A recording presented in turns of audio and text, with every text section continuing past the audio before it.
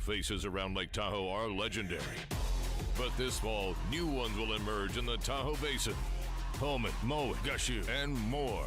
November 4th through 9th, the Grand Slam of Curling's first ever event in the U.S. is coming to Lake Tahoe, where the greatest rock stars on earth unite for 6 days of incredible curling, celebrity appearances, and off-break curl parties you won't want to miss. Get your tickets at thegrandslamofcurling.com. Let's rock.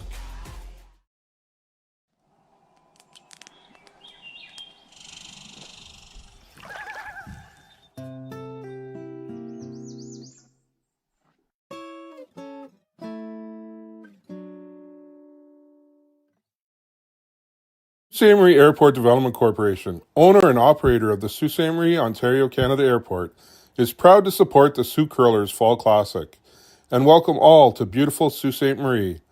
The Sault Ste. Marie Airport. Go there to get anywhere.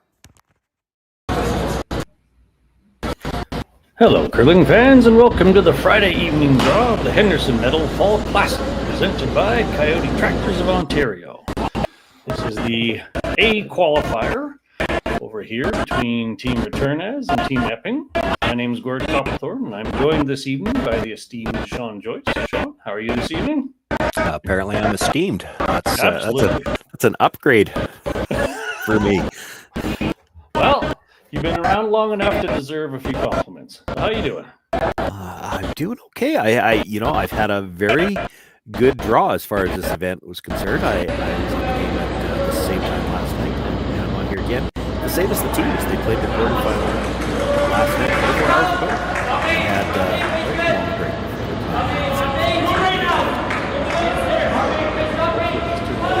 An exciting night. Like stated, this is one of two A qualifiers that will play across the sheets and also coming to you on Curling Stadium through the Curl Zone. Feel free to watch whichever. Like it, love it, click it, subscribe, whatever makes you happy. Hopefully make this exciting. So, over here we've got the Wells team, which is of course Mattia Giovanella, Sebastiano Armand, Well himself, and the Epping team, which is Ian McMillan, Tanner Morgan, Jake Borson, John Epping. You can see that we have Epping and so we got a box of gold for the first game. Thanks. Byproduct of new rules. Yeah, it's a byproduct of the new ones. I'm not familiar just with the free guard zone. You can get some rocks start to build up. That doesn't mean they're going to stay there for long, but until you get that fifth stone at the end, there's a lot of jockeying for position in the house, and that's what we're seeing here. The first guard was thrown up. The next one went a little deep. That yellow stone at the top of the 4 foot, that second shot is actually the better stone. The freeze attempt, and now one more freeze attempt, and then because I would say Joel's in better spot, we might see John make a play on the guard after this one. That no one wants to wait too terribly long early in the game. If he had better angles in the house, it might be a different story. He might try to play aggressive, but really some teams like to stretch themselves out a little bit in the first. Some like to go straight at it. Teams got their plan. I think, if I remember right, you can't see them in the view right now, but I think they're using time clocks at this event too, and that can factor in. And you don't want to get too many complicated ends too early in the game. You might find you don't have enough time for the last few ends. That's true enough. Yeah, there you go. There they are. You ask and you shall receive. We got to do the clocks. So that'll be watched throughout the game, of course. And yes, every decision makes a difference. Every front end getting in and out of the pack quickly makes a big difference. So we're still sticking around with the more finesse game, which is a good, exciting first game. Yeah, when you talk about rule changes, that's the one that's actually, to me, interesting to discuss. We've got all these guards, all these things that are designed to encourage offense, but then on the other side of it, you get the time clock, which really, it wasn't necessarily that it intended for that, but it kind of ends up encouraging defense because you need to play a little bit quicker. It's hard to do that with the offensive shots. So there does need to be some balance there. I'm sure that over the next couple of seasons, there's still a week to look at that. I do like seeing it play with shots in play. Nobody wants to see the end thing. do that with the clocks. I don't disagree. And every player earns their extra 5 seconds on each shot. Every second matters. All right, so already looking, you might say, favorable for yellow outside all the greens around it. Which set you like better so far? Well, I think right now the yellows have the position. That last tap was a nice one. It's got it at least gives Epping a couple of angles in the front of the house that he can use, but there's still a chance of this jam. This is the part that for an experienced player, and hopefully it translates to the casual. These for me are the really interesting ones to watch. It's all about manipulating angles. Sooner or later, both of these teams are quite capable of playing a big weight, running something in, but before they do that, they're going to try to manipulate angles. So when everything spills, their rocks are so subtle. Like you really want to get just to the inside. Get to the nose, good enough. A little bit more to the inside would have been better. And to your point, here comes the smash and dash move. And further to your point, the yellows are a little bit outward of the greens, so hits will have them going out for the green staying in. He did kill one yellow here. I think the back was the back. He's trying to do a ball on the top two.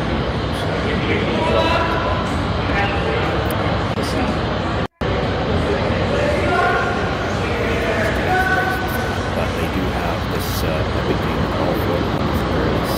Got a bit of it, just to hold it on ice that curls a little bit harder than we've seen so far here. This event, about 3.5 to 4 feet of curl here. They're used to curling this stuff. Not a lot of weight for moving a lot of rocks, so. Well, we were both a little wrong. The front yellow's still there, and the back yellow isn't there. Yep, a gem, but not solid enough to stay.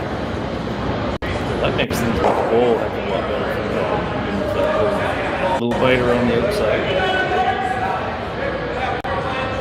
So if you have hammer, I assume you feel pretty good about yourself.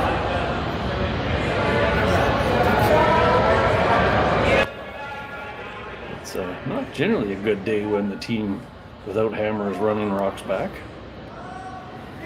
And again, we talked about it last night. We'll see what the ice is like tonight, but it was a little straighter than what these teams are generally accustomed to playing on in slam ice, and that makes these types of shots, as much as I was a team that when we were playing, we used to be pretty good at the hit game, and everybody thought, well, we'd like the straighter ice. We don't. Generally, when you're a good hitting team, you like ice that will curl a little more. You could take an inch or two of ice and it's still going to curl. Here, you're not sure. It might fall, it might run straight. So it actually makes those runbacks a little tougher when it's a little straighter. And so he didn't hit that one quite right. So what you're saying is with a little bit of curl, you can be certain it will curl. Yeah. And, everybody likes ice that curls. It really doesn't matter whether you're a hitting team or a finesse team. You want the ice that's got some curl in it. You don't want to ever have to worry about a rock maybe backing up on you. Well, I remember those days. How much is it going to fall back? Let's find out. Well, and everybody's got a different theory on how you sweep a rock that falls too, and I don't know if any of them are right. Kind of like there's going to be a baseball game starting here in a few minutes that I think probably a lot of people are watching too, and it's the old theory in baseball about the knuckleball. There's two theories on how to hit a knuckleball, and neither one of them works. It's kind of the same thing with what do you do with ice that falls. There's a couple of theories on how to sweep them. The wind doesn't blow too hard. Yeah. All right, well, Epping's in a really comfortable position. Ooh, a little over the top there. Yeah, that makes it a little better for Epping. Now, where do you put the next one? As far away from everything as you can, I imagine. Well, you're not going to get it any farther than 6 feet away. So where else might you put it then in the dead middle, 6 feet away? Would you use the guard or... What are we at? We're thirds last. It would be tempting to use the guard, wouldn't it? That would have been my first inclination. He's just worried you use the guard, you leave him a fairly easy double over there. It'll be a slash double. He's going to lose the shooter, but if he makes it, you're down to counting 2. Well, there isn't any obvious doubles because that green one's edge on edge with the yellow. I think he's got an inch or two of air, but if you come around the guard and you get behind that green one, he's going to play the slash double on the green. Sure. What I'm getting at is if this one's in the middle somewhere, you don't. In the middle, he's got to be double back. He's got to be deep in the middle here, because if he's anywhere higher than that, he's going to play the double towards the open one on the 12-foot.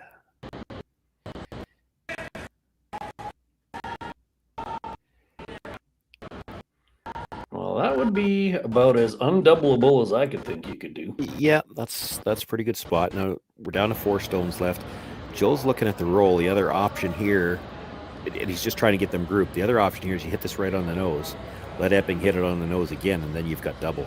Angle Sure, build up the angle, right. The problem with playing the rollover, you roll over 2 feet, you get a little deeper. John rolls and hits back to center 2 feet deep, a little deeper. You're not going to have the angle. Correct. And then do you just say oops and give up a 3, or do you try a freeze and risk a 4? Yeah, first end, I think you got to give up the 3. But this is where I'd be tempted here to just hit this right on the nose, because Epping can't really roll behind the guard. He'd leave the slash double. He's going to have to nose it, and then you're going to have some angle. I like your thinking there. So let's see what they come up with. Looking for right dead on the nose.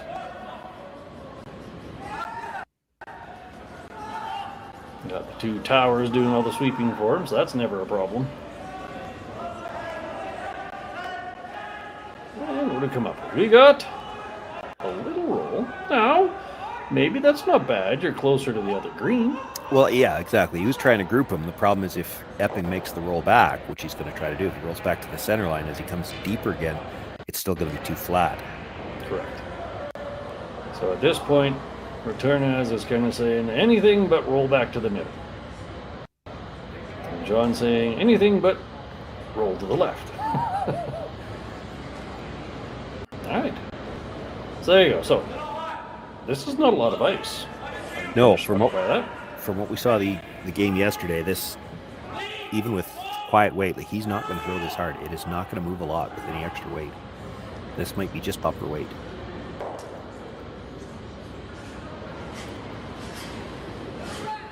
Well, to your point, I would certainly call that no more than a gentle control, probably sitting in the range of an 11, which is a strong board. Got 2 good sweepers that can manage the ice. It's coming across pretty hard. Perhaps fooled a little bit. Well, and this can be the other thing that happens with 24 hours off, too, is the ice conditions may have changed just a little bit. Maybe we're getting a little bit more curl tonight. So, Joel goes, whew, got away with that one. He wants to really get away with it. He's looking at hitting that stone that's just peeking out. And again, it's hard to say from the hacks. He might have a little bit of daylight. If you could hit and roll in, he might be shot rock behind cover. But if you ever rub the guard, you're giving up 3. Well, and it gets to your earlier point of is it straight or not? If you got some curl, then flopping under seems reasonable. If it's straight as a dart with board, then, well, why risk crashing? So, he's taking, call it 2 broom widths more than John, which is probably on par with trying to nose it.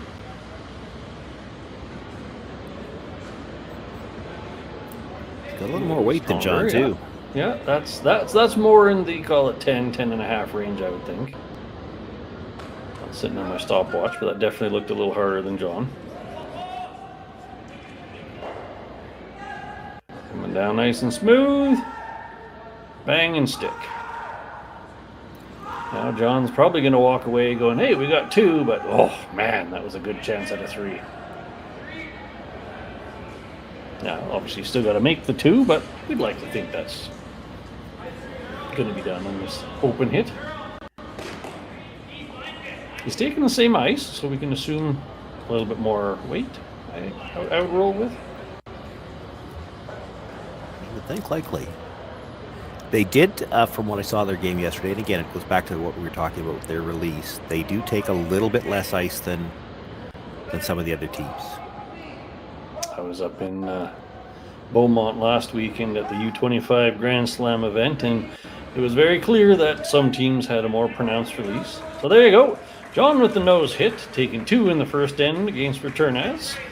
We call that success, and we'll be back in a couple of minutes. Well, the thing likely. They did, from what I saw their game yesterday, and again, it goes back to what we were talking about with their release. They do take a little bit less ice than some of the other teams. I was up in Beaumont last weekend at the U25 Grand Slam event, and it was very clear that some teams had a more pronounced release. So there you go. John with the nose hit, taking 2 in the first end against Retornaz. We call that success, and we'll be back in a couple of minutes.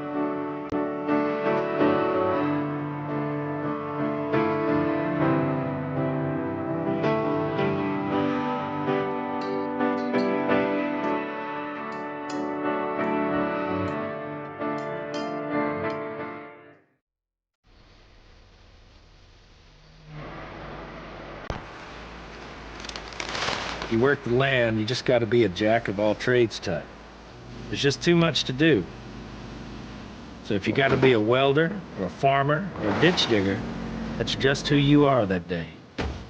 Then tomorrow, you can be somebody else.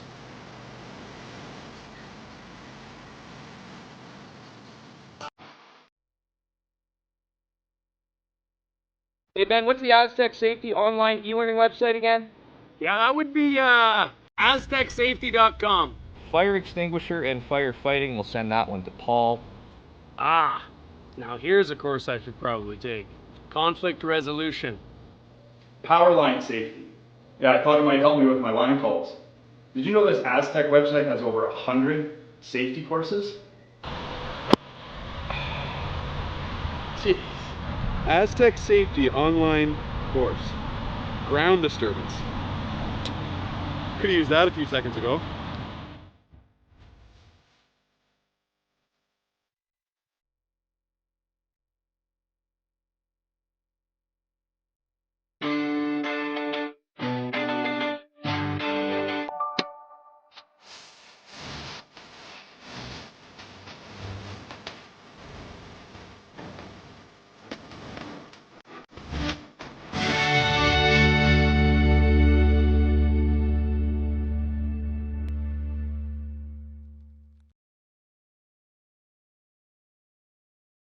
Live curling rocks. And this November, the best in the world are coming to Tahoe. Get your seats now at gsoctickets.com. But hurry, early bird pricing ends soon. Yeah, we mentioned it, so. Welcome back, curling fans. This is the Henderson Medal Fall Classic, presented by Coyote Tractors of Ontario. We are watching the A qualifier between Retornaz and Epping. And after one exciting end, John has jumped out to an early lead at 2-0. So, Sean, anything that you caught in that first end of interest? Well, it's just that both teams were willing to play with rocks and play, and I was a little surprised. It worked out for him. He got a deuce. A little surprised, though, that Epping, early on in the end, when the angles weren't shaping up great for him, he never did elect to make a play on that guard. Continued to put the pressure on a round, and once he got an angle that he liked, started moving rocks around, and everything worked out in his favor. Yeah, kind of played the patient game and said, hey, I can outweight you with just one really good shot, right? Yeah, if not for the overcurl in the first one, he ends up with 3 there. Oh, for sure. Here's an interesting little thought process. So last end, John has hammer, and they go around the center. This end, Retornaz has hammer and decides to throw up a corner guard. Is that a team preference or a scoreboard issue? Probably a little bit of both. You will see with a lot of these teams, and the people that are watching us all the time and hear us talk about this till they get tired of listening to it, probably. But so many of these teams now, there's a difference. We used to, you wouldn't see teams think about odd end versus even end till 6, 7, 8.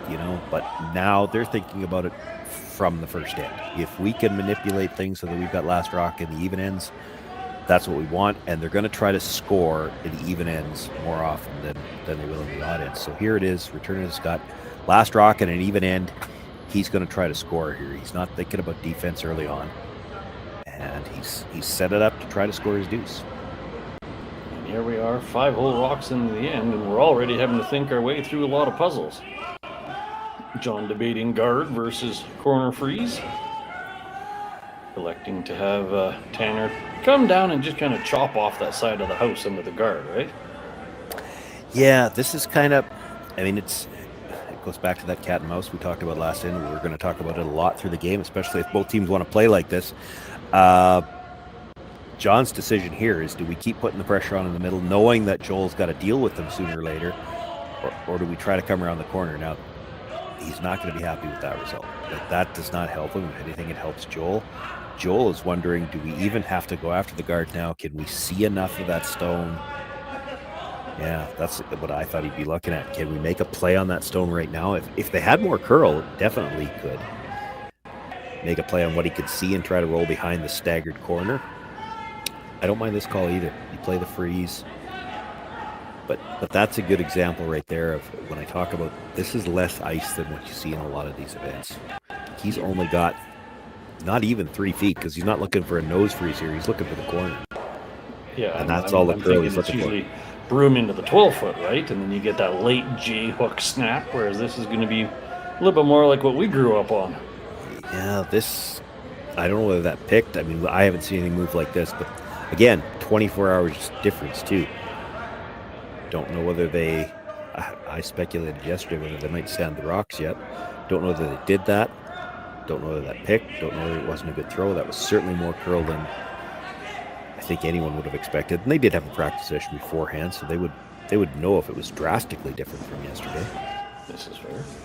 So there you go, 4 rocks into the end. We were saying, hey, what a brilliant setup. Then we had 2 rocks that you can just file into the bad bucket. And now it's kind of, how do we clean up this mess? So what is John trying to do here? I'm not entirely sure. He might be playing the yellow across the face of the green and try to run the green back into the yellow. The problem then is where's the top yellow go? And that would have been the reason. Yeah, I wouldn't have called that. Yeah. No, that's 3 rocks in a row that aren't a good outcome. And that's the problem with trying to hit the yellow on that side. Like I think he was trying to clip the green. He couldn't have liked the double staggered guard and have the green come back onto the yellow in the house. But there's the problem: if you miss the green, you're not missing both greens. This is fair. He was sitting 1 in the can under almost 2 guards. Could he not have just piled on with the aggression? He could have, yeah. You put another rock on the center line somewhere, and we're at the point where Joel would have had to try to clean things up. The angles were just, you couldn't see the one in the house as it was. Well, choices be what they were, outcomes be what they were. This is now Joel's turn to try to sit 3. Yeah, and he's opting to play to the open side. What he's worried about, and you can see why if you look at the overhead, that green straight back onto shot stone, there's not a lot of distance between those. And yeah, you're sitting 3 here, but you know there's a chance that John Epping is just going to play that short run back. If they make it good, they're buried shot rock in the middle. With basically 2 guards to work with. Could be. They could be staggered too by the time this is done. Well, probably not buried if they're staggered. But.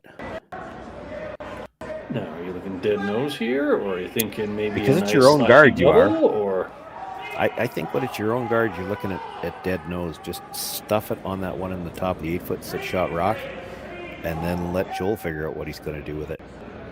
I'd go with that. I would say tolerance is cross the nose a little bit and let it roll towards that other yellow catcher. Sure. I wouldn't feel bad if that's the outcome. That yellow rock barely stayed in the house. Well, it did, but that's actually a good spot for it. It's harder to get I always call it the excuse me double. Like if you hit this not quite right and off the nose on the second one, like you'd have to almost miss the second one to actually catch the third one. So the most distance you can get between 2 rocks, about 11 3/4 feet, right? So there you go. Straight back.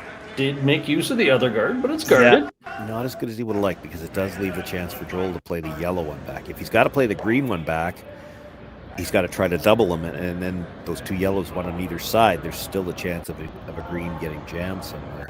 Sure. The one positive is you still have a green center guard. You do. And that green one's higher than both yellows. There could be an excuse me jam.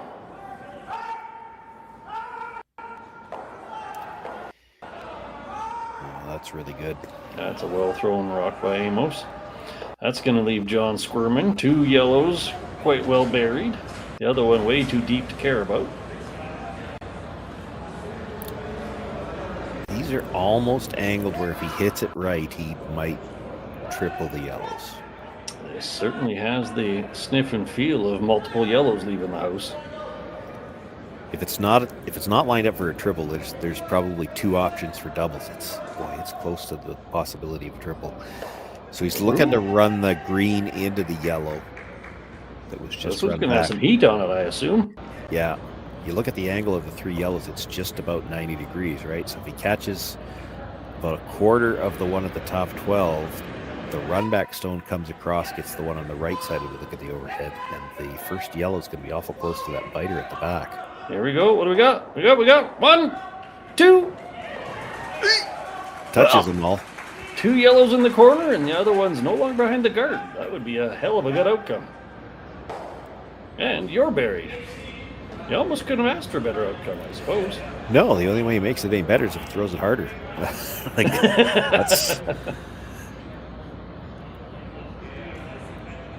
That could be a unnamed broadcast turning point of the game. That was a very nice raise. So what's this? This is looking like just kind of chunk the green one out. Yeah, he's got to get some finish because he wants to get it by the yellow one. But if he can just push it by the yellow and roll back into the open, he can at least sit 2. Boy, this is awfully thin. He's gonna. Yeah, did touch the other one. Left it biting though. Yeah. Well, you got lots of distance between the yellows. Green's looking like that's a little too squeaked much out. distance. Yeah, it just kept on spinning. A quarter inch thicker, and that was a brilliant shot.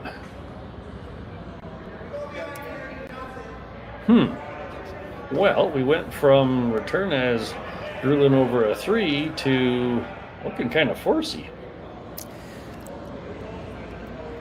Yeah, this is a good example, though, of how much respect all of these teams have for each other, though. They did talk about coming around the more center guard, but it's a yellow guard. You're worried that Joel makes the run back too easy.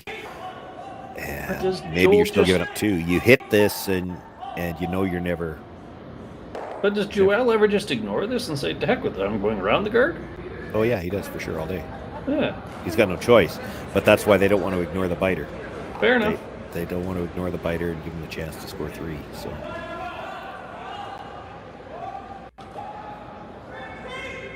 yeah, as we see there on the overhead, Green is actually shot, but he's electing to say no yellows, no points.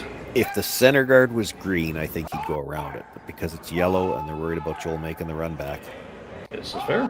They're going to hit the biter and make sure that biter can't end up on the scoreboard. Yet another example of John's kind of overcurling. I'm assuming they intended to, I guess didn't need to stick around, but I'm assuming they wanted to. Yeah, I would think they probably wanted to stay somewhere. All right, well, as we were speculating, he's saying, oh, well, this thing in the back doesn't matter. Let's go around the center guard. Were you seeing more motion towards the center or away from the center? Not that I could recall yesterday. It was a little bit straighter than, again, like I said, what most of these teams are probably used to. It's not that there wasn't curl. There wasn't the big hook at the end. So you're going to have to come tight by a guard to get it buried. And then even when you try to throw those finesse weights, there's just not a lot of big finish as a rule. Yeah, so you're looking at your big tower sweepers to walk it over. So you're thinking, hey, everything I throw's got to be 2 or 3 feet short, right? Yeah, but for a lot of these teams, again, that's what they're used to throwing. It's funny. I can remember playing more of a casual spiel a number of years ago, and they had a just for fun skills competition in it, and the club curlers were winning it all because draw to the button was part of it, and these guys were all used to throwing it pretty much to the button cold, and the more experienced players or the players that played on the circuit more, when you're throwing cold, because there was no sweeping in this competition. I should clarify that. There was no sweeping allowed in this competition. And we all threw everything to the 12-foot because you just train yourself, that's what you train yourself to do. You throw it to the 12-foot and let your sweepers make the rest of the shot. Nobody ever wanted to throw one to the T-line cold. Correct. Then you take your sweepers out of it. So what you're telling me is you should have been thinking back 12 freeze. Those shots for these players, those shots become tough too because, again, you just don't practice it. Like when you have to throw that extra 6 feet of weight to freeze to a rock in the back, that's where you can catch some of these teams because it's not a shot they play very often. But for the most part, when they're talking about draws, they're used to throwing it, fully in a 12-foot, maybe bite the 8-foot, and let your sweepers make the rest of the shot. Now, raise double miss aside, one of the key things here is that yellow wasn't in play, So he wasn't afraid to play the run back. If he had not hit that yellow one, he never would have played that, I don't imagine. Because then he would have been looking at a potential 3. John's first one, he hit the yellow. He comes and rolled around. out. I see what you mean. Yeah. But if he had left the yellow, he wouldn't have been able to play that run back. So just a little fascinating rationale in there. Anyways, suffice to say, depends what he does play with the first one, though. Yeah. So then, Joel's now got his chance for 2 to even the playing field.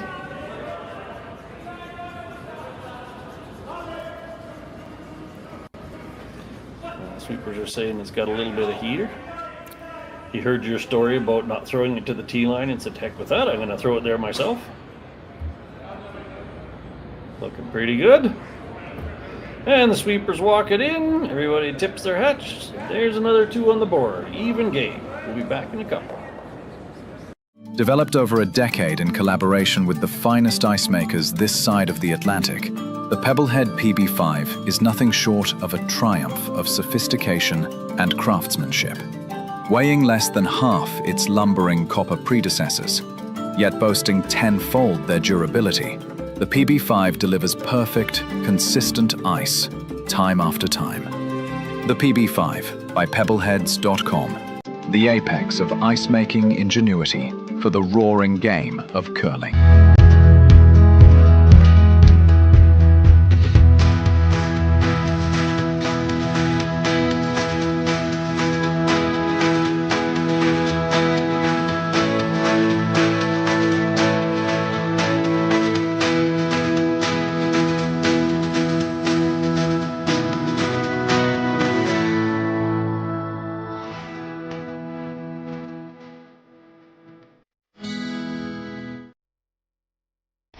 The 2025-2026 Grand Slam of Curling schedule is out, with big events happening all over Canada, like the Masters heading to London in September, the Tour Challenge from YNCU this October, the Canadian Open from Saskatoon in December, and the Players' Championship from Steinbeck coming in January. Early bird weekend and full event passes on sale now at gsoctickets.com. Let's rock!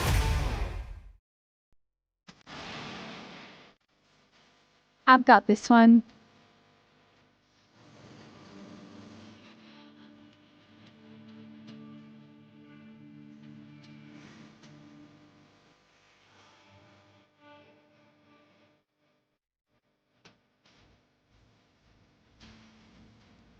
So, how is that? Wonderful. Now let's do it again. BDO Assurance, a commitment to quality. They published the timer rules here anywhere. Welcome back, curling fans. This is the A qualifier between Retornaz and Epping at the Henderson Medal Fall Classic, presented by Kioti Tractors of Ontario. My name's Gord Copperthorne. With me is Sean Joyce, and we are 2 ends into a now tied match. Seen a little bit of everything, thus far quite exciting. We are coming to you live out of Ste.Marie, Ontario. 3 sites of some rather exciting curling around Canada. Certainly encourage you to keep watching us here or on any of the other curling broadcasts, part of the Stadium Network. So I hope you're enjoying yourselves this weekend. Anyways, back to the action. So 2-2. What are you thinking, Sean? Well, 2 ends decided nothing. Epping had last rock in the first end. He's got the last rock again here. And a similar setup to what started in the first, but the difference here, Epping's first stone well in front of the tee line. He's in a much better spot to start this end than he was in the first. And the first worked out pretty well for him. And once again, John electing to just go around the center guard instead of throwing up a side. Could be team strategy, could be, as you said, odd end and not wanting to get too carried away. Both strategies have power. He's not keyed in on necessarily playing full-out offense here. If he ends up with a blank end here, he's happy with that. He'll have manipulated things so that he's got last rock in the even ends. But I think this is the first time, Gord, you and I have had a chance to work together. I've got one of those things that I like to say, and some of the guys will laugh at me. But you have to be careful or open. Let's put it that way. You have to be open to the idea that when the other team is trying to force you, sometimes they'll force you to 3, and you have to let them do that. So if Joel wants to get too aggressive here, trying to force in this odd end to try to keep last rock in the even ends, you got to watch for those. You can't be so determined that, I want to blank this in and get last rock in the even ends, that if the other team plays too hard to try to force you, sometimes that means they got to leave some rocks in play, and that's how you see some crooked numbers go on the board once in a while. So if I'm to paraphrase, don't be so strategy blind that you miss an opportunity. I can get on board with that. It happens. It happens a lot. And I think this whole situation when these teams, to their credit, they're all doing it and they're all very good at it. But when they start trying to manipulate odd and even end early in the game, it leads to probably more opportunities in the odd ends that didn't used to exist, because you'll press the action a little bit longer, expecting that the other team is playing for a blank. Correct. Not so long ago past, there was the how many blanked ends do we start the game with, the banks in time, etc., etc. Yeah. Not seeing that here. I haven't actually checked the stats. That would be an interesting one if somebody wants to pull numbers and see how many crooked numbers come up in the odd ends now. That would be fascinating. I totally agree. Well, judging by the 3 sweepers, this isn't getting quite as far as they wanted. Bad? Good? Me. I actually don't know as I'd call that a bad shot. Yeah, it's one of those ones where if I'm the skip, I can't tell you if that's a good one or not until I see what they do. Good in that it's biting. Good in that it's kind of guarding the clutter in what's currently your shot rock. Yeah. Bad that yellow pair is still aimed at you. And a nose hit on the yellow guard might kill all 3 greens. Like, it's close. Oh, if I'm John, I'm almost thinking, man, I hope Joel starts smashing things, because to your point, this is that coin flip between force or 3. You could get back to you could easily get back to the blank like that, yeah. Now it's Joel real close has the patience to just keep rattling things around.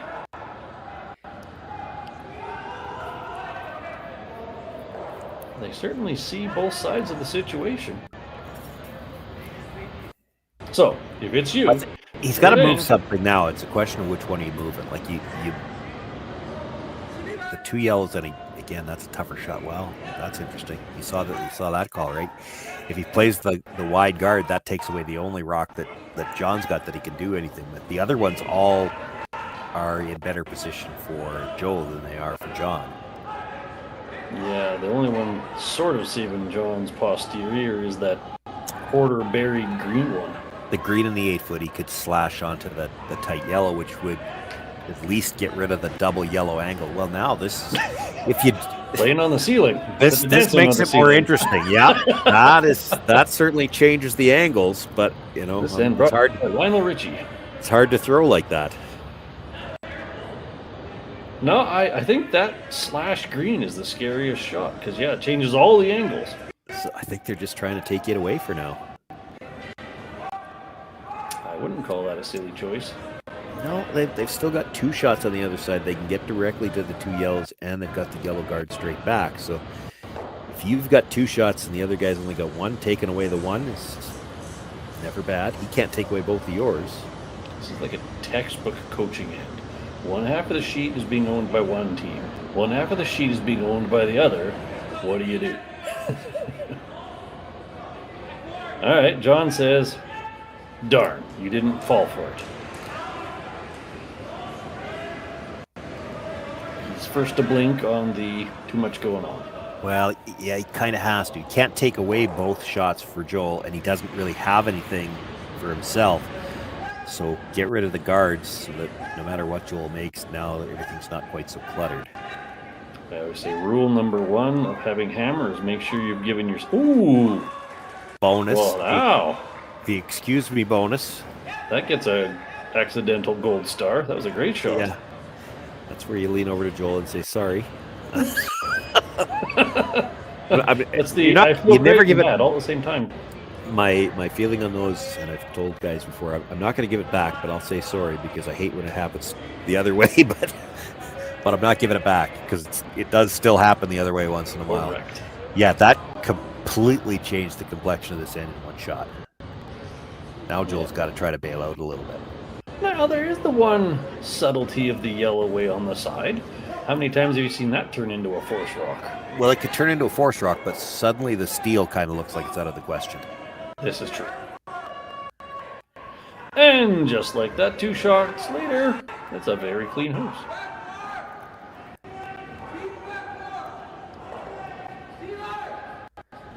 John's kind of light on options. I assume he's thinking, all right, let's get this to be blankable. What's he thinking here? Yeah, he's the weight call and what he's called here. He's not even contemplating the double. Just play the hit and roll over. You might get in front of it.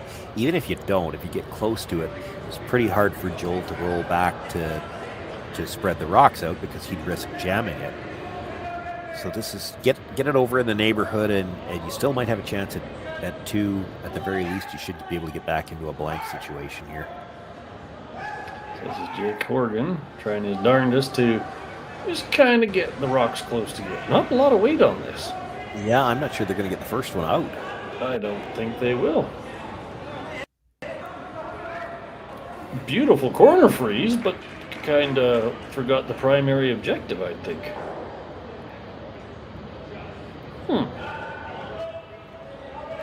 That also kind of files in a bad bucket. Not sure that was good on any level. No.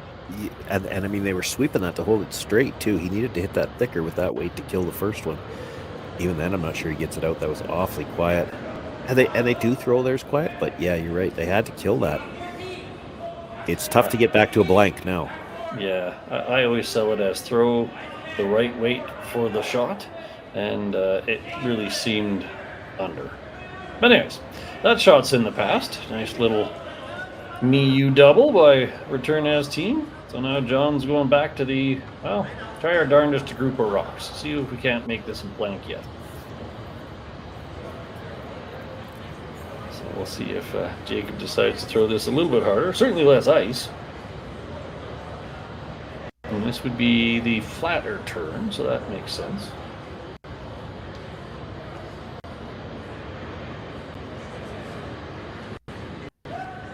This certainly looks more in the typical 10 or control kind of range.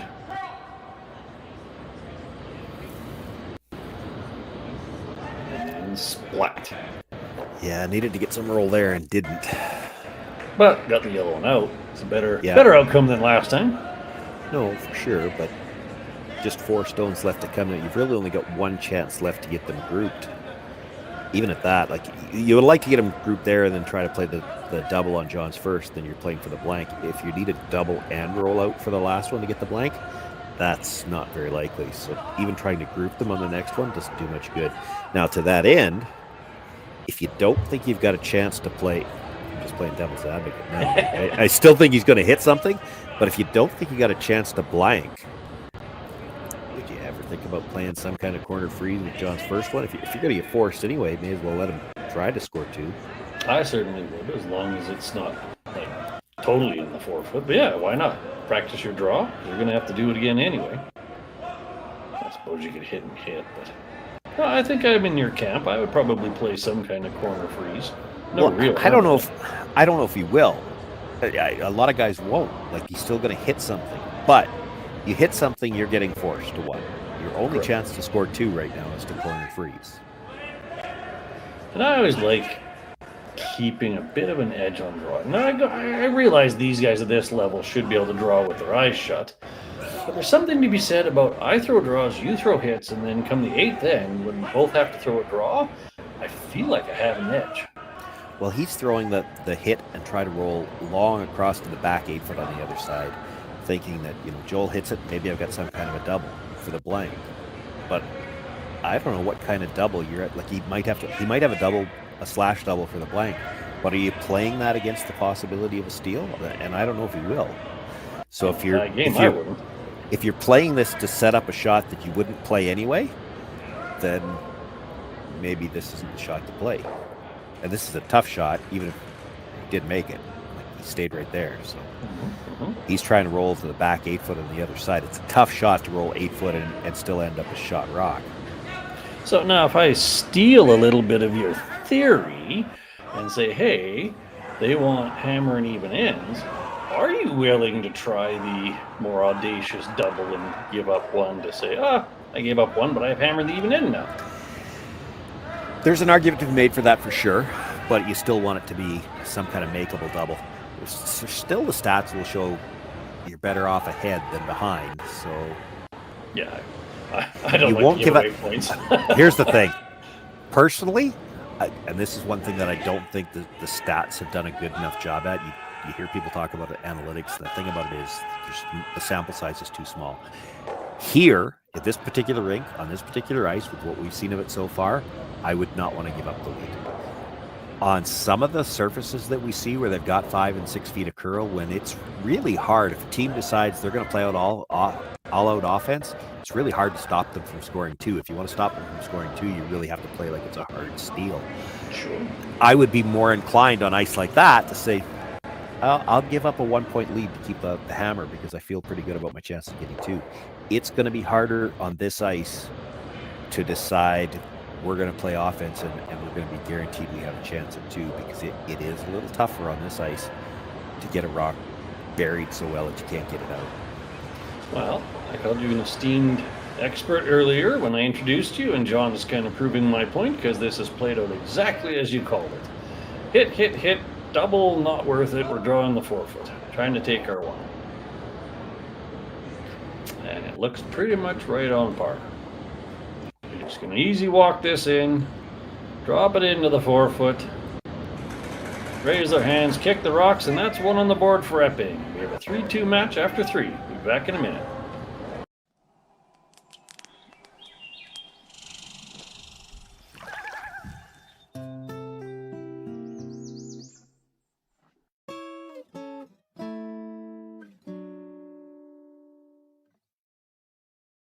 Developed over a decade in collaboration with the finest ice makers this side of the Atlantic, the Pebblehead PB5 is nothing short of a triumph of sophistication and craftsmanship.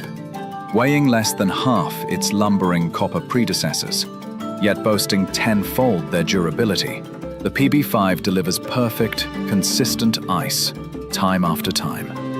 The PB5 by Pebbleheads.com, the apex of ice-making ingenuity for the roaring game of curling. Live curling rocks. And this November, the best in the world are coming to Tahoe. Get your seats now at gsoctickets.com. But hurry, early bird pricing ends soon.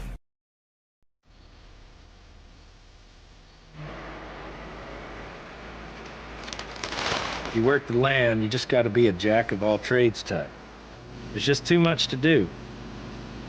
So if you got to be a welder or a farmer or a ditch digger, that's just who you are that day. Then tomorrow, you can be somebody else.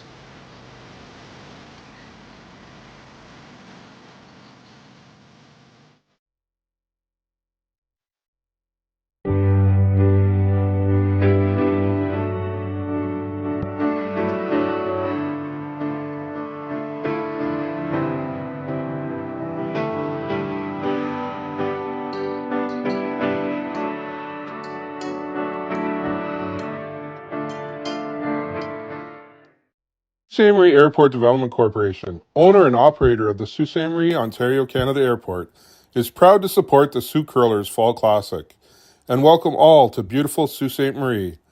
The Sault Ste. Marie Airport. Go there to get anywhere.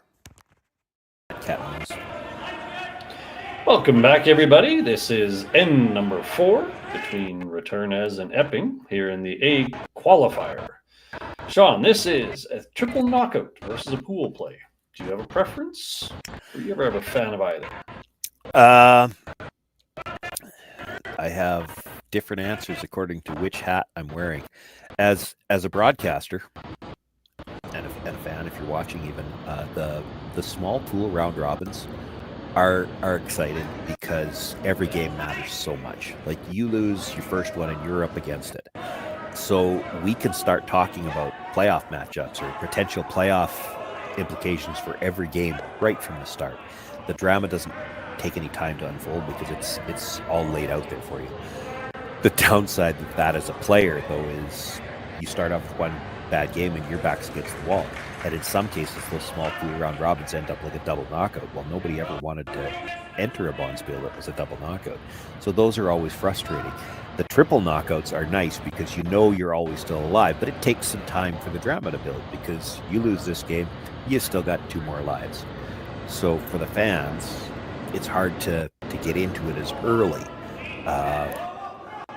But as a player, you know if you're still playing, you're still alive. You don't have to worry about anybody else. You don't have to look at over your shoulder at what's happening on the next sheet. If you're still playing, you got a chance in a triple knockout. That is an excellent answer. And then that was my dread of the pool as a player. It was the whole, any loss is a bad loss. Well, the other side of it on the triple knockout, though, is there's a wait. You qualify out of the A. These 2 teams playing today. One of them's going to win, qualify out of the A, and then they play playoffs. We're Friday night. They don't play again until Sunday morning. That's a long wait, but you're waiting for those other teams to come back. Now, nobody's ever going to turn down the guaranteed spot in the playoffs, so you'll take it. But you will hear, if you ask every curler out there, they'll tell you, if we knew that we were guaranteed to win at that C qualifier and be in the playoffs, we'd take the C qualifier because you'd like to keep playing. You'd like to keep playing games, right? It's a longer road, but all of these athletes are geared to, once we're playing and on a roll, we just want to keep playing. We don't want a day and a half off. Well, they train for 2 days, not 2 today, 1 tomorrow, see you in a couple. Yeah. So I completely agree. I didn't like gaps, but everybody's got their own perspective. Yeah. Outside of certain. And the other thing is nobody's going to guarantee you're going to win that C event qualifier. So nobody wants to have to get down to their last life. You want to make sure you got your spot in the playoffs, and then you'll deal with the rest as it comes. Well, we got a little bit of a fireball coming down here. Apparently they're going with defense quick in this end. Kind of stuffed it, though. Hey. Oh. Ooh, that's probably nibbling. Yeah, I don't. Yeah, it probably is. I don't know how much that's worrying Joel. Again, he's got last rock and even ends here. He's probably looking to try to score here. He did throw up the corner guard early. He does want to deal with the middle and not have too many rocks in play. We were sort of talking about this a little bit in the commercial break, and this is one of those things. All this cat and mouse. I find this part of the end fascinating because John's not even thinking steal here. He's playing rocks in the middle because he has to keep Joel busy. Because if you keep Joel busy in the middle, then he doesn't get a chance to use the rocks on the corner. And you'll see that later in the game as well. The rocks in the middle aren't always about trying to steal. Sometimes it's about just trying to keep that other team from using everything on the corner. With the rocks, yeah. And further to that point, how about his choice of turn on those shots? Yeah, again, on this ice, because it's a little bit straighter, if you're going to come around, you come around on the in-turn side of you through there, because if you come around on the out-turn and you don't quite get it buried, you're leaving the chance that Joel can hit and roll behind his corner. You want to, you're thinking about those kinds of things all the time. And it probably matters more on ice like this. On ice that curls 5 feet, you can probably over-curl from either turn. Well, that's not there today. So only one, and a little bit of a roll, so not a lot's changed here. We're trading colors, yellow guards, green draws. John's switching gears a little bit here. Well, it changes a little bit because John's got to make a decision. Either if he's coming in this time, he's not guarding anything. So you got to guard shot rock to keep Joel from playing hit and roll under cover. And then it'll be interesting because he's playing this guard tighter. So does Joel play the double on the greens, the one that's about to be thrown onto the one in the rings, or does he play the angle in on the yellow guard, try to stuff it on shot? And there's plan B. If you don't make the run through on the shot, you might get the double peel. That was a lot of... That must have had something underneath it. That kind of had the unfortunate outcome moment going. So for as nice as that fortune was a couple ends ago, this was the reverse, and fortune has bit him in the butt. Open door a little bit for Retornaz. I'd love to see a replay on that if we could, but it almost looked like whatever it grabbed so hard that it almost stopped the rock, and and Jake almost slid over top of it and had to do what he could to try to get it loose, but couldn't get it loose. So unfortunate way to lose a stone. And the fortunate piece of that is it was early enough in the end that there's recovery time. Yeah, not a lot. I mean, here's the situation now. That green stone that's in the rings is more than half behind the tee line, and it's wide open. So Joel's going to, back to what we were talking about. There's a green biter on the outside edge. It's the even end. He wants to try to score. He's coming around the yellow guard. It's not even critical here that he be shot rock, but he does have to be buried. And preferably in the house. There we are. Nice outcome. That's kind of setting up your chance at it too. That's your theoretical second point. So now John's got some tough choices to make. Well, tough to play the run back because there's two yellows that could jam into the... You'd certainly be happier if you were running your own color back. Yeah, well, even then there's the potential for a jam. Like as it comes back, if he hits it, so if we look at the overhead view, if he makes the run back onto the left-hand side of the stone in 12-foot, that stone in 12-foot comes towards shot rock. If he drives it towards the right-hand side of the one in the 12-foot, the run back stone is coming towards those two stones. Either one of them, it could jam into the yellow or into the green, and it's going to stay there for second shot. So, what do? So you have to draw. And this is not a comfortable feeling for John either, because you become a little bit too deep. You leave a double that's going to sit buried. If you stay too high, you're going to have a hard time getting this buried around. You're trying to bury around a stone in the 12-foot here on ice that you see isn't swinging as hard.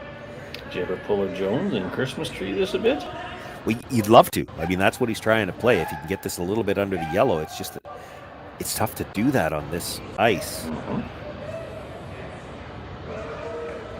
Boy, that's a really nice shot. That's a really nice shot. Higher than the other green, mostly buried. Kind of forcing the run back agenda. Those are awfully straight line. It's quite possible just to go bang bang and stick it. It is.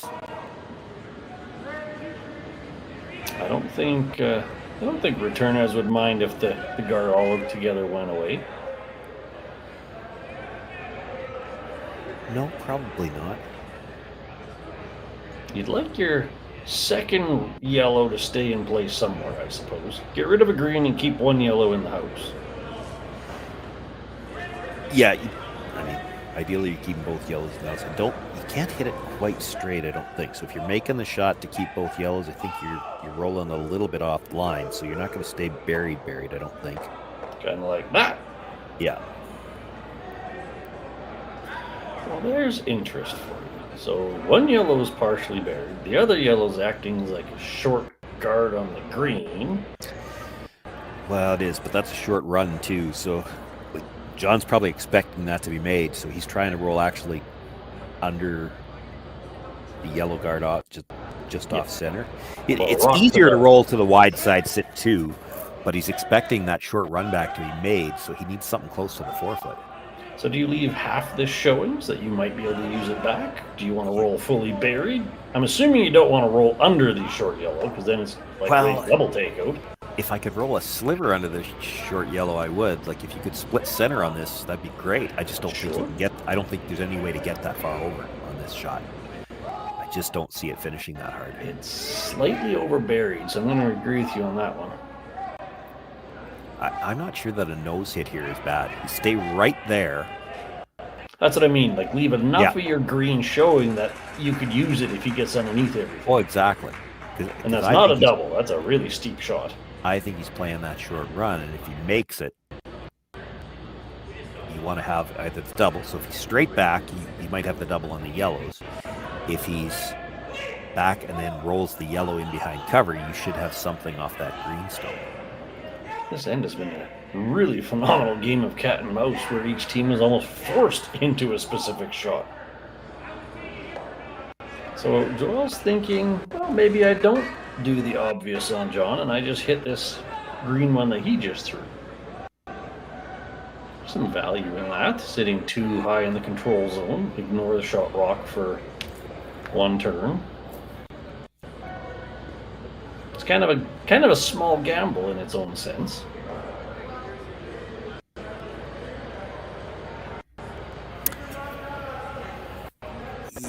I don't like it. It feels a bit like you're forcing yourself. You knows this. John noses it back, and then you have to make a run back for what? Well, yes, and it's only for one still, and if you don't make it, it's 2 against you. Because I roll. Well, even if there is, what do you get out of it? trying to keep. That's what I'm trying to figure out what he thinks he gets out of this.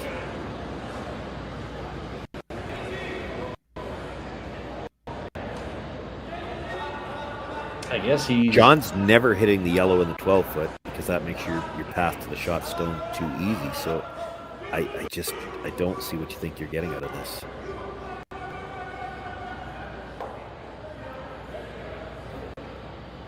I suppose there's the theoretical jam on that one. It did roll under a little bit. It's higher, so you get less curl past the guard.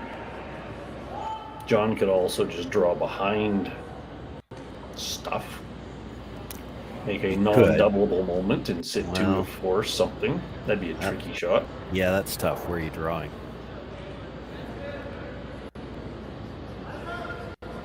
I was thinking no out-turn draw. You might be able to play an in-turn to the, I know where Epping's feet are, but that's a tricky draw. I'm not sure what you hit either. Well, you can hit that Yellowstone again. I mean, you probably only third shot when you do it, but when he makes the run back, he's still only making it for 1. Yep. Seemed the most obvious, just hit this one back.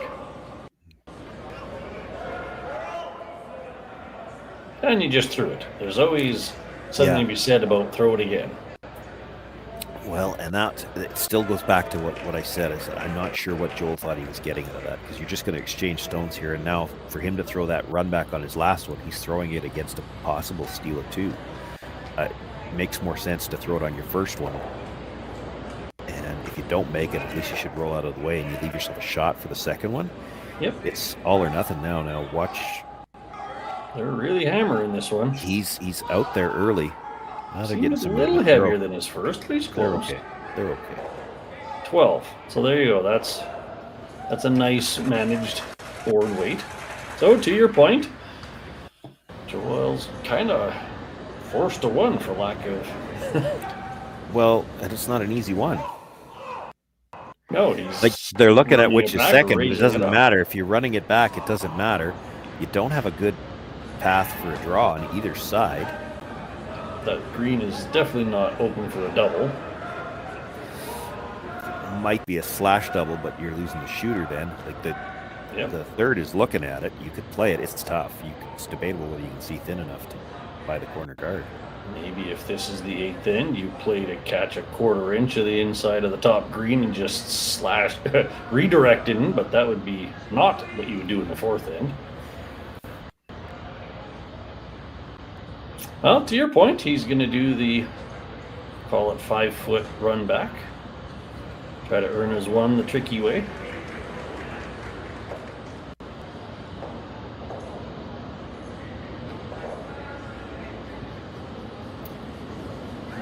Judging by the ice, things are holding up. He's been putting broom right on edge of rock. Let's see what he chooses. He's been throwing kind of that solid control. This is going to be quiet. And this is a scary one because you're a fraction of an inch off and it's a steal of 2. This is not a lot of weight. They're sweeping the hell out of it. Oh, but now we're switching over, go for some curl, and we got thunk. Like there was nothing to it. That's 1 back for Retornaz. So we went 2, then 2, then 1, then 1. So we're tied up 3 after 4. We'll be back after a few minutes from our sponsors. For over 20 years, the Sandra Schmirler Foundation has granted more than $9 million to hospitals across Canada for life-saving equipment for premature and critically ill babies. In the past 4 years alone, $4 million has been granted thanks to the curling community's incredible generosity.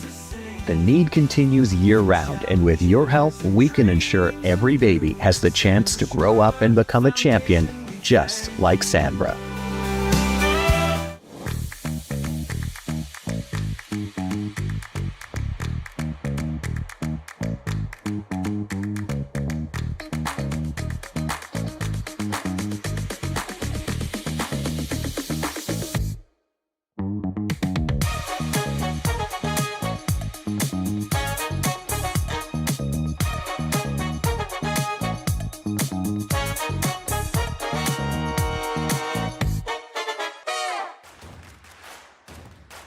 Imagine being able to stream every curling game from every sheet from any event, be it your Wednesday league game, bonspiel, or corporate event. Curling Stadium offers an all-inclusive streaming solution featuring high-quality cameras, ease of use, great reliability, and minimal installation. Offering your sponsors customizable ad space on your streamed curling games and being able to sell video packages to your corporate events for increased revenue. With Curling Stadium, you can stream to any device, be it your mobile phone, tablet, or computer. Push the feed to your desired platform, be it Facebook, YouTube, or any other social media.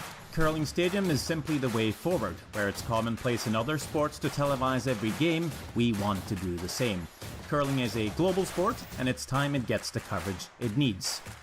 Make your curling club the next Curling Stadium. Welcome to the RockShop.net, the official store for the Grand Slam of curling. Whether you're looking for the best hats, stylish clothing, fun toys, or unique accessories, the Rock Shop has it all. Shop online anytime at therockshop.net for exclusive Grand Slam of curling gear, or come see us in person at your next event. Therockshop.net, where fans find their favorite curling gear.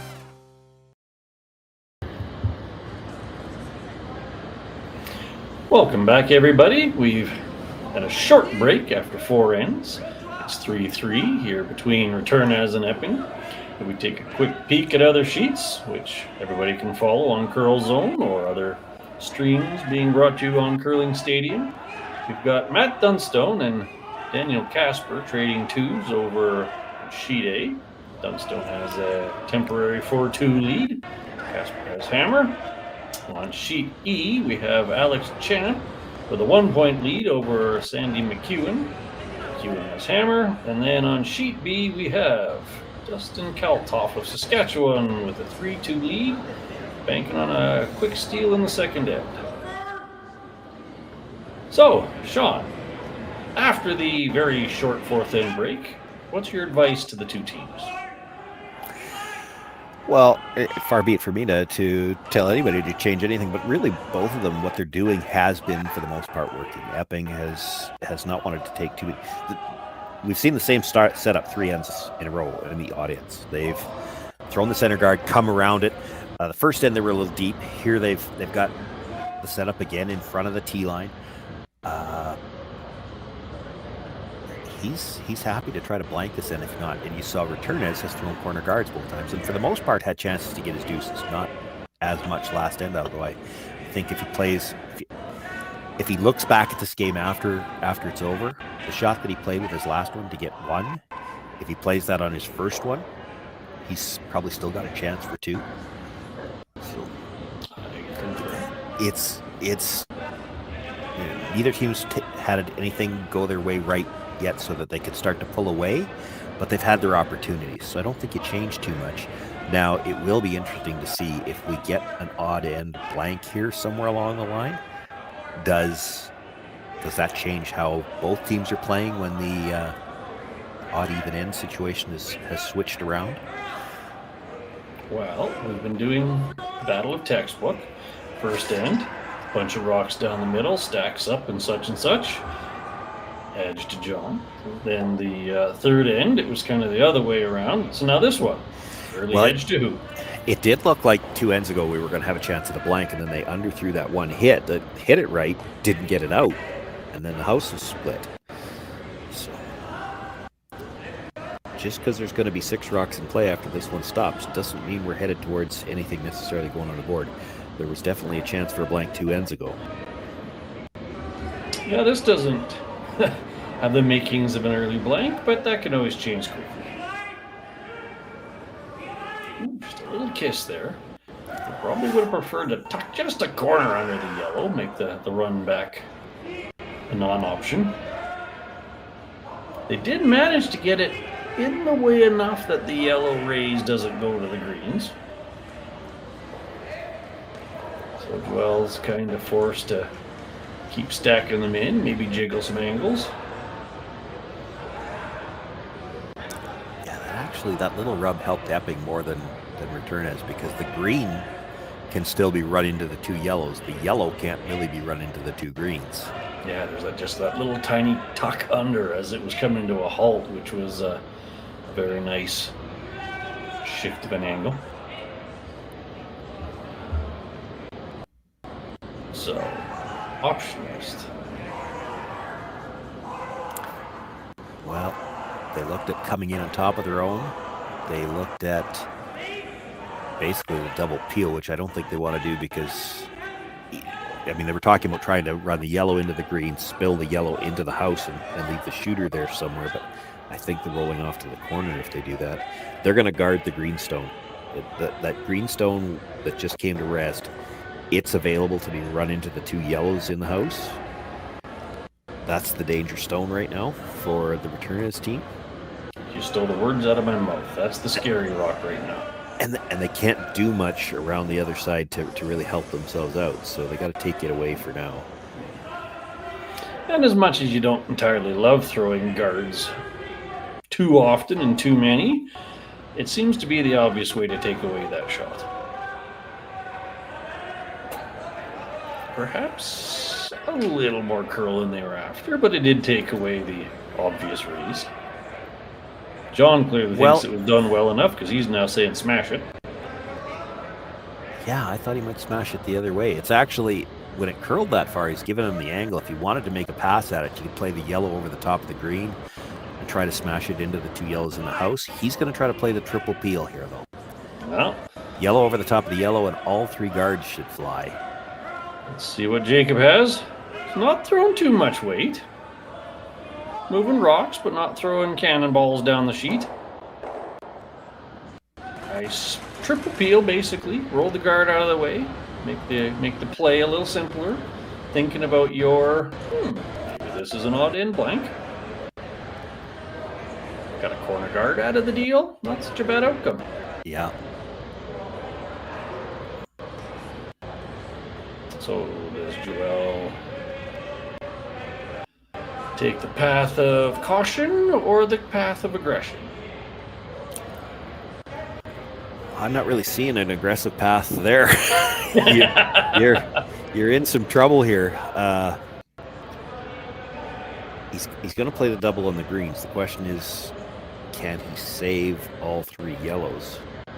He's thinking that they can make it and move the one yellow out to the wide corner. If they could do that, that's great because it still keeps the force alive. But I have a feeling if he makes the two greens go away, he's losing one yellow as well. Well, he didn't make the greens go away, though. And kicked the green under the corner guard where John would have been thinking, I should draw one over here. So I was actually going to say my fear is you cluster your rocks, and maybe he goes, I'll draw under the corner guard because I can just smash yours out of the 4-foot. They kind of did that for him. Yeah, he can't really smash them, though, because I think the top one's going into the side green. So he's looking to hit half the yellow. It'll kill the back two yellows, and then have a shooter roll over there and sit two behind the corner guard. That'd be a hell of an outcome. Two under the corner guard and one yellow left in the top, what would that be, top 8? Yeah. Yeah, I would take that any day. That's kind of two outcomes in one throw. Well, yeah, you wouldn't even be too worried about the run back because that corner guard's up so high that from the overhead shot, it wasn't even in the picture. That's long enough that, yeah, you don't worry about that one. And then even if he does make it, it's just fueling your, hey, let's blank the end theory. Yeah, true. It's kind of all wins in the list of options for John right now. Really, as long as they don't stub their own toe, they're feeling pretty good this end. All right, so we're looking for about a half rock on the front, cute little double and long roll. We're going for some curl. One. Ooh, slow on the roll, slow on. Ooh, that's unfortunate.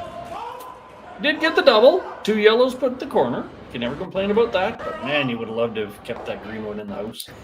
Yeah, because it would have been up a little higher too. This one is close enough to the tee line that even if you get just a corner freeze, you're probably sitting two. Such a fascinating game in terms of little misses having such epic swings in the outcome of an end. Now all of a sudden you're thinking, ooh, sugar, this might be a force.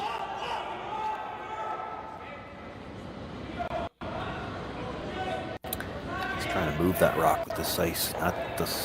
That looks really tough. Yeah, you're looking to push it back a few inches at the least, just to make sure that it's third. Nice, cute little backline kind of weight. A lot of air on the guard. Walking it over. Well, they killed the green. Killing the green was good. If you're going to play that, you had to kill the green, because if you had to play it for 2, there's a double on the yellows now. The green being out, there's no shot for 2, so he's going to play the hit and roll in front. There's really no risk here for John. He can play a little bit aggressive now because, you've always got the middle to score. If Joel ever has to blast things, you might get back to a blank. If you can make the good freeze right on the corner with the hit and roll, 2's not out of the question yet. Back and forth. But yeah, you're right. It's a little high for the double. So just kind of roll into the meat of that big end. Make the hit back a little scarier. Now they've kind of fought the roll on these kinds of shots, so let's see if they've learned. They haven't done much on the sweep.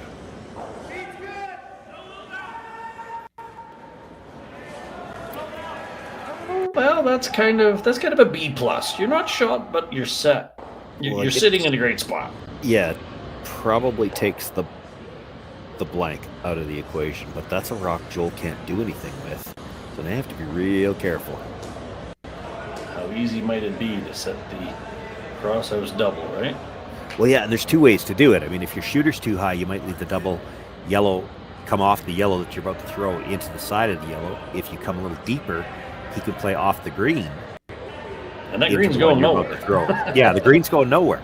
So, it's as much as they look straight across, or where you're trying to put it is straight across, it's tough. You're a little too high, he leaves the yellow double. You're a little too deep, you can come off the green and make the double on the yellow. It's not as simple as when there's only one rock and you're just trying to split the house. It really changes. They're going to call timeout and talk about this. It's tough not to leave one double or the other here. So, kind of an intriguing time for a timeout. That would imply that he's thinking there's another choice. Well, and I'm not sure there is, but it's. I mean, I guess you could guard it. I don't like that. You could. Do you draw underneath of it? Do you corner freeze it back?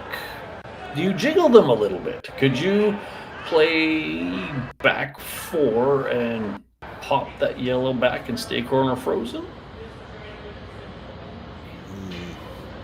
You're flirting with leaving him a double.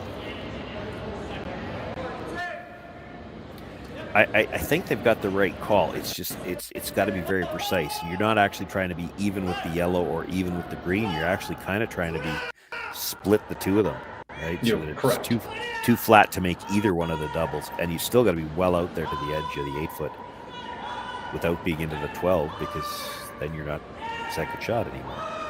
Coach Fry out there seems quite emphatic about his opinion. Very animated with his hands.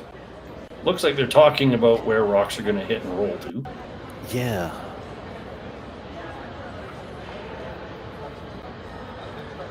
My first inclination was the same as yours. About a rock and a half above the tee line, opposite 8-foot. But to your point, you have a circle about the size of a garbage can to put it in. Yeah, it's not as much area as you'd normally expect to have when you're throwing to split house like that, because there's 2 ways to make the double. And so if you're a little too high, you leave it one way. If you're a little too deep, you leave it the other way. It really cuts to. Now he's coming back towards center somehow. I don't know what he's doing now.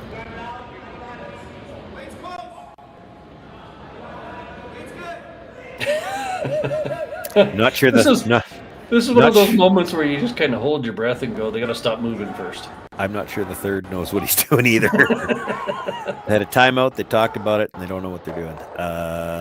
Okay. Good chance. Did Good see opportunity to look at the clock. I wonder what their times are. See one of the brushers tap the ice. He tapped at the back. I think they're going to the back 8, but I don't like that. That seems like a... It just forces John to play off the green and try to roll across. It's given him a couple of ways to do it. Forcing him is actually a good way to phrase that. Like, John's really going to have little alternative then take a wing at it on his first. Because what's the harm? You miss it, Yeah. you're still sitting at being forced.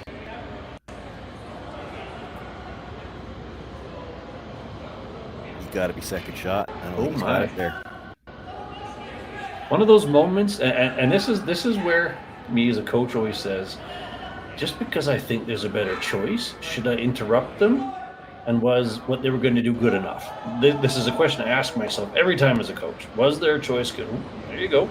Good call out on the clocks. Good job back there in the production office.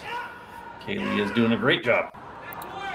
Yeah, and they started with, if somebody's at the host facility, maybe they'll know the exact time that they started with because we didn't see it. But typically in an 8-end game in playdowns, you'll start with 30 minutes. I know they started with more than that because we saw the clocks in the first end and they had more than that. So you're thinking 4 minutes an end. Well, we're going to have 3 ends left after this one. And Use their timeout. Yeah. Retornaz is already under 12 minutes and he's still got another rock to throw. So. Yeah, so he's in the ballpark of, call it 3.5 minutes an end. Yeah, he's going to have to rush a little bit. So why John's first thought here was back interesting. Well, because his first thought here was to just hit this one and stay right there. And now how does Joel get another one in? And he's always got that other shot for 2. Joel probably has to hit this stone. So you hit this right on the nose. Joel can't really ignore it because he doesn't want to give you 3. He hits it on, there's nowhere for him to roll. And then you've got the easy shot for the deuce on the side.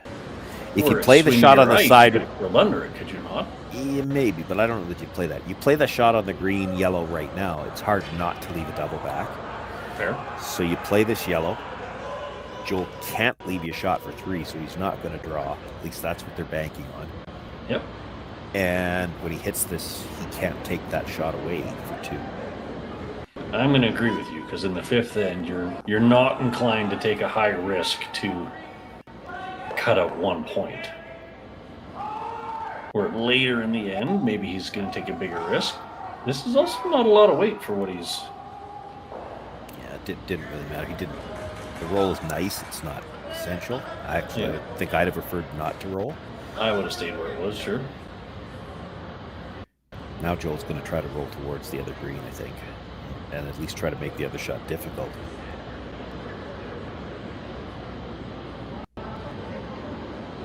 They're talking about drawing.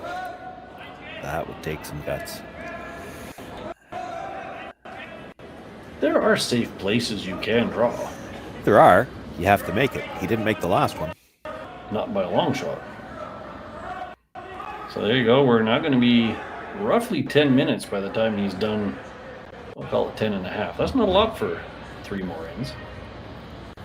So he's looking to put this kind of on the roughly the AI in that back maitlandford.com to make it really steep for any kind of a double. Yeah. And then John's going to be more or less forced to go, okay, fine, I'll take my 1. Now, to your point, he's got to be a little bit more zippy on this draw. And not heavy nor light. He still has a... Yeah, there's still chances that he could leave a double for, and now it'd be for 3, so he's got to be real careful where they put this. Well, sweepers on it, but not too assertive on their sweep. That means it's got to be close. Nice aggressive clean, as they call it. Now they're working it for a little bit of depth and curl. This is not going to be deep enough. This is looking good. He's guarding it now. Well, actually, by stopping where it did, he probably doesn't leave him a shot for 3, but it's a nose hit on the yellow for 2. I don't think he can roll in. Can you get it across the top? I was just going to say, what happens if you do it kind of a slash with, maybe an 11? 12? Maybe. 10? Nah, 10 would probably be too hard to keep your shooter. But yeah, technically it's there. It's not all that risky because as long as you're over the top of the first green one, the 2 greens are going to count for sure. So now this ice is either velocity straight back or light to get some curl. They didn't really indicate which way they're preferring on this. Well, and even if he's trying it straight back with some speed, like it's not quite straight back, you could get away with 7/8, and with some speed, maybe he thinks he can still bite the top of the ring. Sure, it's possible. Well, he's not throwing it light. So we're going to go with option B there, which is the double and hopefully roll on. Bang, bang. There's the roll on. Where's it going? Where's it going? What a great shot. That's a big 3 on the board for Team Epping. That brings the score up to 6-3 after 5 ends. We'll see what the response is for Retornaz in a few minutes.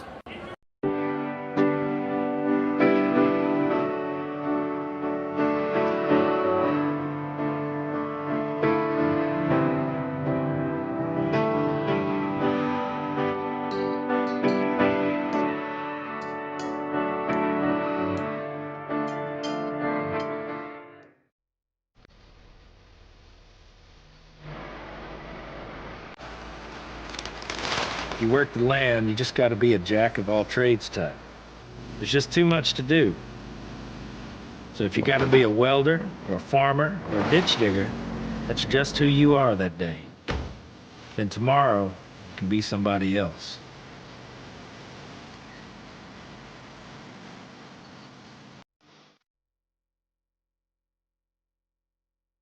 Hey Ben, what's the Aztec Safety online e-learning website again?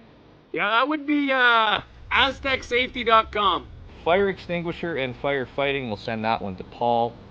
Ah, now here's a course I should probably take. Conflict resolution. Power line safety. Yeah, I thought it might help me with my line calls. Did you know this Aztec website has over 100 safety courses? Jeez. Aztec Safety online course. Ground disturbance. Could have used that a few seconds ago.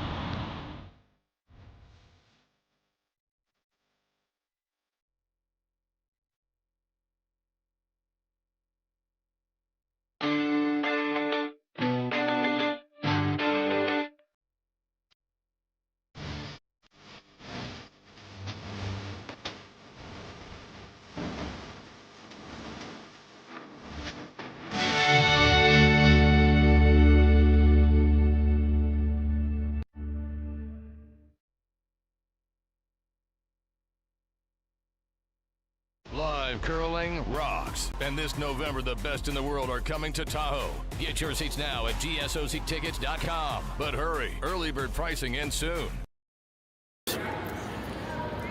Welcome back, curling fans. This is end number 6 of the A qualifier at the Henderson Medal Fall Classic, brought to you by Kioti Tractors of Ontario. Well, Sean, the 5th end played out a little bit funny. A big end and a 3 for Epping. Who changes what thoughts? What do you do? Well, you're down to 3 ends left to play. You got the hammer and the even ends if your Retornaz. He's thinking multiple score here, so you had to expect, and here he is calling for it, you had to expect him to throw the 2 corners.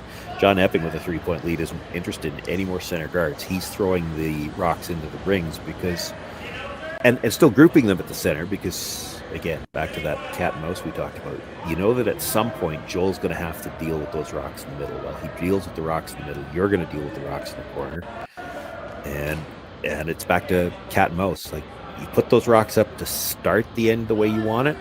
You know your opposition, both teams, you know your opposition is going to try to deal with them later on. And to your point, give 2, take 1, give 2 doesn't actually work out all that well for Retornaz, so it'll get him into an extra end.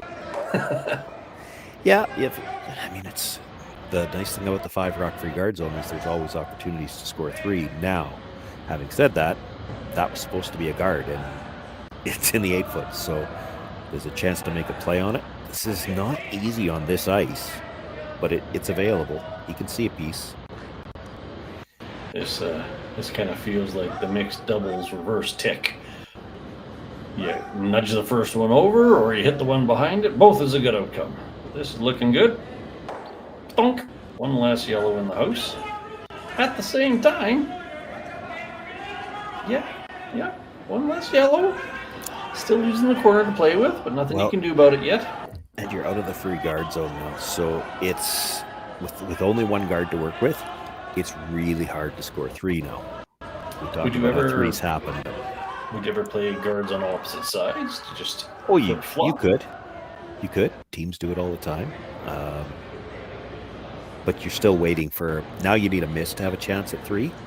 Whereas the 5 rock free guard zone, if you make your first 2 guards, it's like under the old rules, having your 2 misses. You've got 2 guards to work with, and they did get the second one up. So you bury this perfectly, John's just going to go up and rip the corner guard. Absolutely. Sin's also skating a bit on them. It's a bit of a weird kind of scenario. Joel comes up light on his 2 draws, and then suddenly Mattia and Sebastiano are struggling to get guards out of theirs. Kind of seems like they've lost draw weight. Anyways, to your point, now they just peel guard, and they'd be happy as a clam to just force 1. Yeah, so we're still on second stones. Joel will likely throw the guard up at least one more time. But going back to what I said, you throw those rocks in the middle knowing that at some point in time Joel has to deal with them. Joel can't just guard this forever because that's not the easiest double sitting in the middle. So he's going to have to make a play in the house before his last one.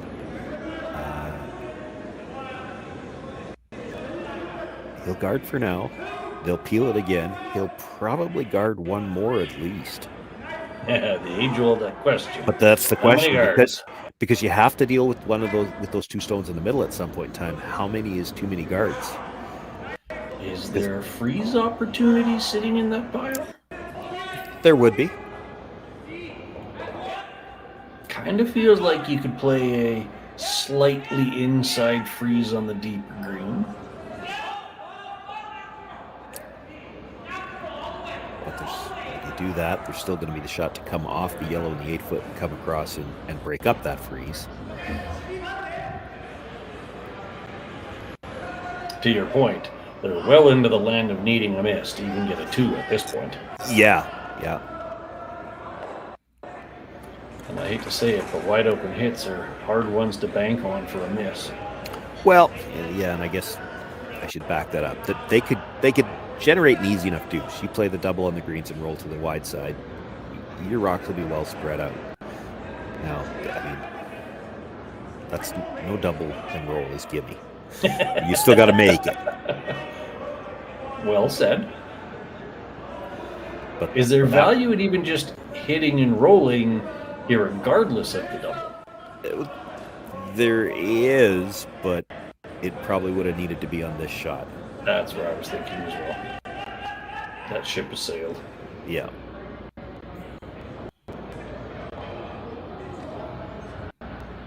Yeah, I'm gonna roll with that one. If I'm Retornaz, I'm kind of thinking 3's not on the options anymore. So how do we lock in a 2? Because even a blank isn't particularly advantageous.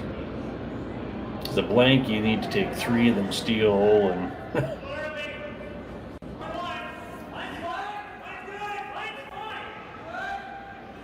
Well, going for yet another peel in I like the simple end John strategy. Bang! Rock gone. Nicely done, Mr. Horgan.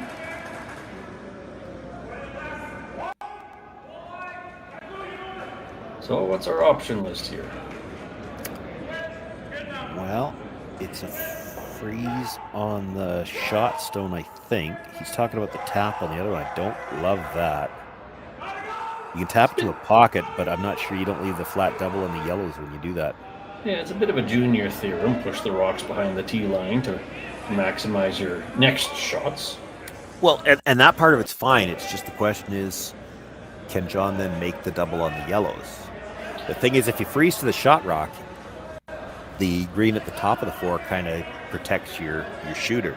You can't Correct. come off the side of that yellow one and kick both yellows out. Mm-hmm. If you give him a shot for the double, you're not even getting 2. This is fair. It's also flat enough that you might milk a miss out of it, but it still feels like you're just walking towards a 2 because they're hitting you yellow no matter what. Yeah, he might not make the double, but he's not missing the rock altogether. So if you weld this one onto that back green, is John hitting the open one, or is he going into the 4-foot? No, he's hitting the open one and coming into it, trying to break your freeze. But at least then you're forcing him to play a more complicated shot. Certainly.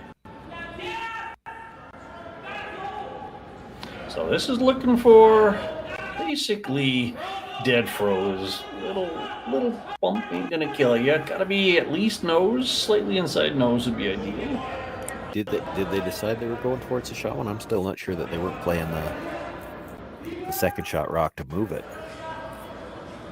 I was under the impression they were playing the low one, just nose-ish. They talked so much about the other one, I thought that's what they were going with. Yeah, they are. You're right. Yeah. And this is, like I said, I think this is the better call because I don't think there's any way you come off the open yellow and kill both. Well, you couldn't have walked it down any better in terms of a freeze. No. Now, here's your point. John's going, smash, roll, jiggle, jiggle.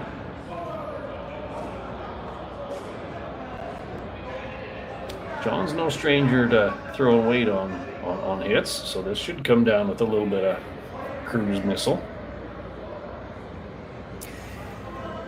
Yeah, there's just a little discussion there. Jake was wondering, and you could play it the way Jake looked at, play off the yellow, come into the green, move it out of the way, then leave the green, yellow, green in the middle all lined up.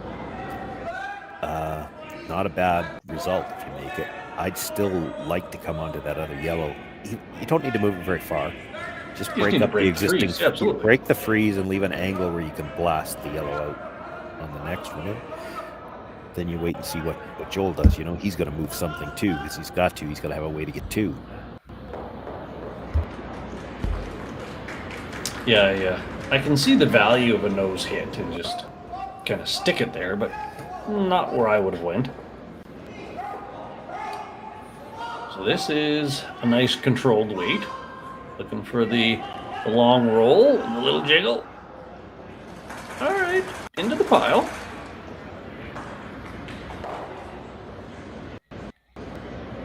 I can see ways for 2. Don't see a way for 3. Do you see a way for 3? For green, maybe.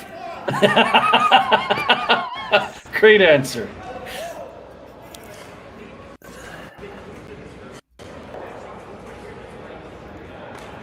I'm not even seeing a lot of ways for 2 for yellow right now. He's got to move something here, but how do you do this and not leave a double?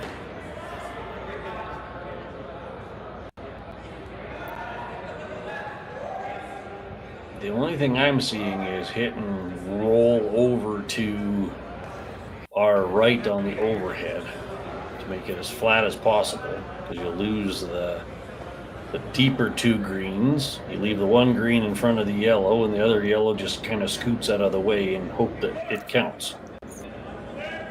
Yeah, rolling that way, I could see you leaving a double on the yellows pretty easy. Yeah, you'd have to get it as far over as you can and as flat as you can, and then just hope he misreads the ice. Yeah, I don't think it's going to be that flat. I don't see them playing that. Do you consider just playing enough weight to push that green so your yellow's shot, but then it's something you can pick out? If you leave it kind of corner frozen on the front green and pop it back.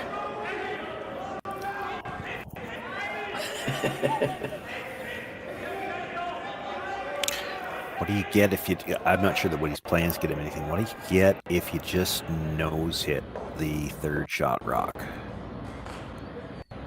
Nose hit third shot rock, then you lose a green and a green, the other yellow... You're only going to lose third shot, you're only going to lose one green. It's the one on the left by itself. Oh, I see what you're saying. The one but I don't think you leave it anyway. Well, we have... let's see. Yellow doubles there. He's just hit the wide open one. Hit the open one and try to roll the spot where he doesn't leave a double on the greens. I need him to give up 2. You're not going to sweat too many bullets. Nope, true. Up 1 with hammer, 2 ends to go. Now, to your point, if you roll just past that pair, call it nibbling the center line on the left side of the center line, then that's a pretty tricky shot for 2.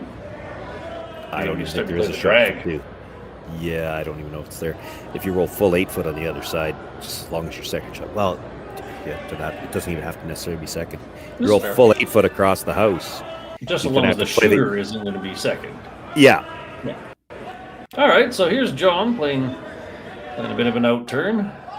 Hit and roll anywhere to the left side of center line, so that Joel really doesn't have much choices. They're working it for a curl. Well, that's a pretty makeable double. Yeah, that kind of seems like a friendly outcome for Joel.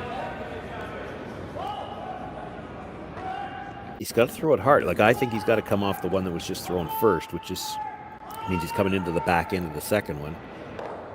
He thinks he can make it the other way. It's thin. He can't see very much. He's got maybe an inch. If you get that inch, it's a dead gimme double. If you hit the deep one first with like 7/8 off nose, I don't know how lively the house and rocks are, but it's certainly makeable as well. It's makeable, and he doesn't have to get it all the way out. He's just got to get it to the edge of the 8 foot. He's only got to move it 4 feet.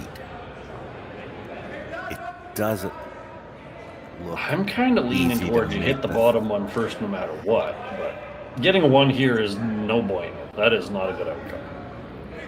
You kind of need 2 here, so whichever version you like. Looks like they're going for catch that small inch first. Well, I think they indicated going the other way, but this looks already like it's not enough ice. What's a setback look like? Yeah, a little pop. Yeah, they're going bottom one first, I think. Well, I don't know.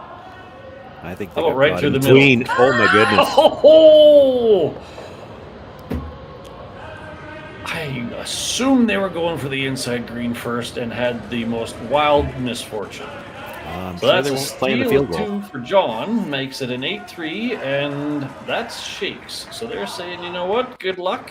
You've qualified, we're going to keep playing and go for the next qualifier.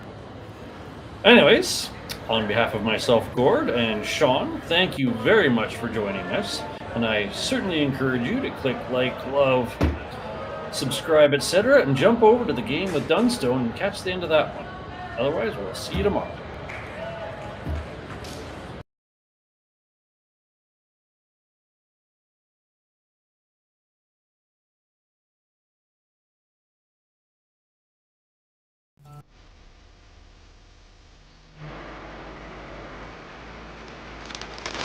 You work the land, you just got to be a jack of all trades type. There's just too much to do. So if you got to be a welder, or a farmer, or a ditch digger, that's just who you are that day. Then tomorrow, you can be somebody else.